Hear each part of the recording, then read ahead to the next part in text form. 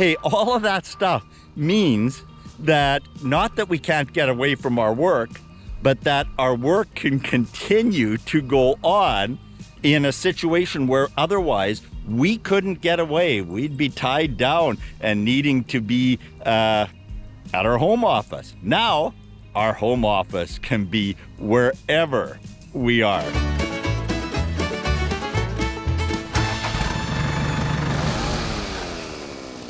Hey, Howard here at 82 Maple. And here's the thing.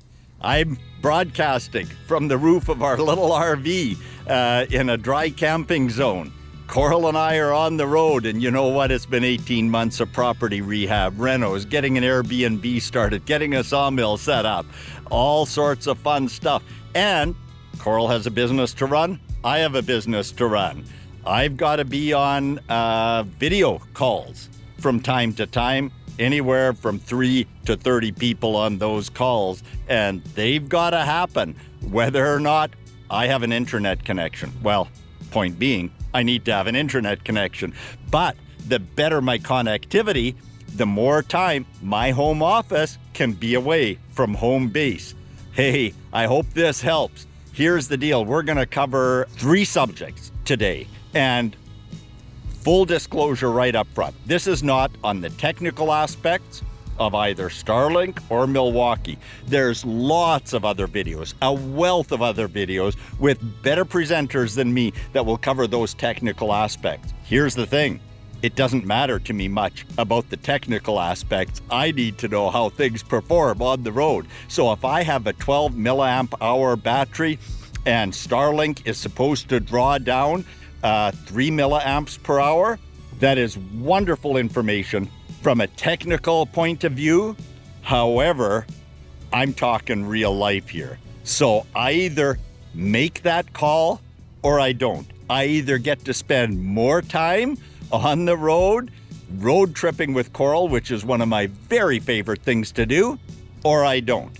So we'll cover 3 things. 1, the physical setup of Starlink on an RV, and there's going to be a little bit of MacGyvering, a little bit of rednecking going on here. Number 2, how do I power Starlink in a fashion that is reliable 100% of the time, and the same for my laptop. And hey, incidentally, do I have a dual screen? Yes, I do. Subject for another video. Spoiler alert, there's a little app called Duet, and I link my MacBook to a large screen iPad. Again, a topic for another day, but I've got dual screen everywhere all the time. Hey, I interrupt the main flow just to say that this isn't all about maintaining work-related connectivity for Coral and me. Far from it. Between us, we've got 7 children and 8 grandchildren. And wow, we love to stay in touch on a daily basis. We have a community of friends that follows our passions and interests. And now, if we can get this rig into any spot, wherever on a trail, and we have gotten into some interesting spots, we've got connectivity. It doesn't get any better than that. In times gone past, we've run up whopping cell phone bills when we spent a weekend at an IndyCar race event where there was little or no connectivity. Or we pull over beside the I-5 touring through Washington State to watch an Olympic event. We did that a couple of times while the Summer Olympics were happening a few years back. That's what it's about. It's expanding our world, and you know, we're not brand new to Starlink. We've had a Starlink unit on our homestead property for about a year, and yeah, it's had its issues, but the pros far outweigh the cons. So let's get with number 1 here. So I'm not sure exactly how and where I'm going to locate Starlink up here, but there will be a permanent mounting. But in the meanwhile, I've literally been doing the duct tape and zap tie thing. But I just went to a nearby Cabela's, walking distance from here, and we got some of these gear ties. So it's going to be gear ties going forward. Love the little loop. Don't know if we can see it, if we can see it well on this video, but there is a little loop under there, and it keeps things tied down. And we've been in high wind conditions down the Oregon coast, secured it to there, tied the cord down, and then fed the cord through here, through the roof vent, down underneath the solar panel. There's a plug-in, and my modem is plugged in to that plug-in down underneath there, and we're in business, and that's it. Hey, Starlink, you'll see it in the other videos. There's a quick release button right back here, and I just hit that, and Starlink comes out. Underneath this roof vent is the bed. I drop it face down onto the bed, throw the cord over the leg, and we're off and rolling. Yeah, I do take the stand off, but I'm going to put a permanent stand.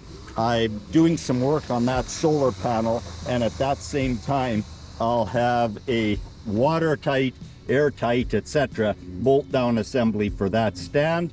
And for now, I've left it mobile because I have a Lance 20-foot RV trailer. Hey, that's a whole subject for another day. We're going to do a Lance 1172 camper versus Lance 1985 trailer comparison, and that's going to be a ton of fun. And at that same time, I'll explain why I need two RVs. Hey, stay tuned for that. So what are we going to cover next? Number one was the physical mounting. Number two, how do we power Starlink in a multiple of ways? Hey, there's 5 different power sources for Starlink. So this is a Ford F-350 under the camper. It has an electrical outlet on the dash that provides 120 volt, and I can plug in there, and it's backed up by those 2 giant batteries under the hood. There's also a camper unit pair of 6 volt deep cycle marine batteries that power the coach, and that's another power source. You already guessed at the third power source, and that is that solar panel. There's also an onboard generator, and it's a great power source. That's kind of my go-to, but within the parameters of good behavior with neighbors and quiet times and things like that.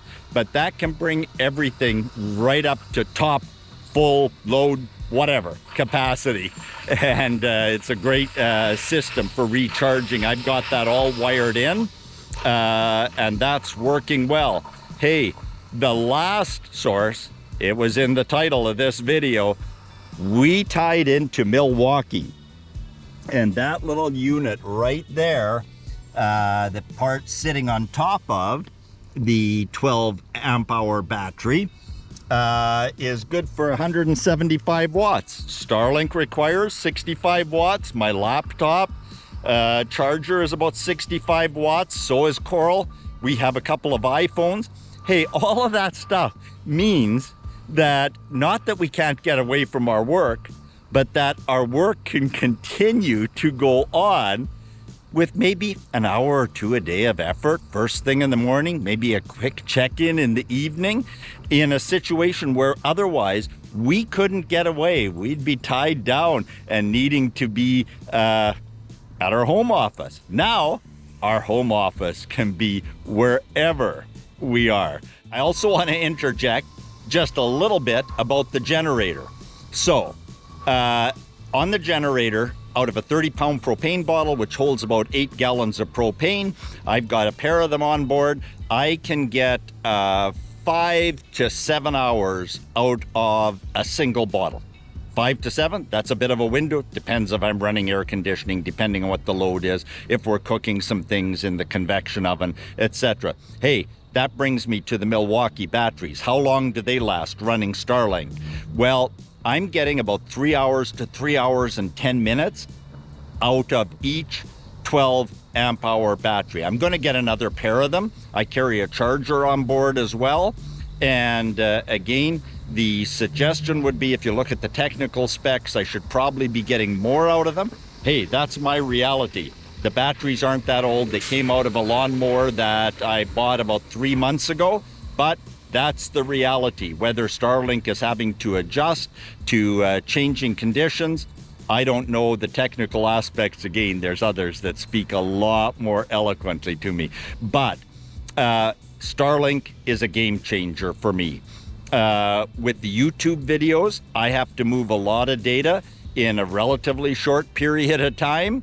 And you know what? This is going to be wonderful, because if it transports well, and it will, from the 1172 camper to the 1985 trailer, hey, to the back of the SUV, how often have we stayed at a hotel and the capabilities of the internet there were just awful, but we had perhaps a patio balcony that we could use. That's again where I see a whole nother use for Starlink. And what about securing it? What am I concerned about in terms of having that little unit sitting up here on the roof?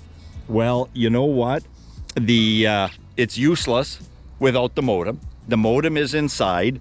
I clamp down and lock that window. Given the weather stripping, it doesn't damage the cord at all. When I lock that window down, and if somebody wants a dish that desperately and then has to go on a hunt for a modem with a proprietary plug-in, which Starlink does have, both the power cable and the modem cable are proprietary to Starlink, you know what? There's a lot of other easy pickings they can have. Sure, I've got that lock, but we all know those locks are for honest people. So, hey, I'll keep you dialed in if my attitudes on Starlink or the Milwaukee power backup or anything else changes. And again, one more note on the Milwaukee power backup. As you were listening to this, you may have thought that is totally redundant. Now Howard is just playing with stuff for the fun of playing with it. Well, this camper is 9 years old. I've had relay failures, I've had switch failures, and if I need to be on that call 5 minutes from now because I'm the facilitator, I don't have time to be rewiring stuff. I don't have time to be checking fuses. The Milwaukee battery gives me a fail-safe, plug and play. There we go. I can rest easy and look forward to many, many more road miles with Coral. If you want to see what we're up to and what we've been doing for the last 18 months and longer, a couple of links in down below. If you're wondering whether we have fun or not on a road trip, hey, I'll throw a link in down below on that as well. Stay tuned. This is too much fun.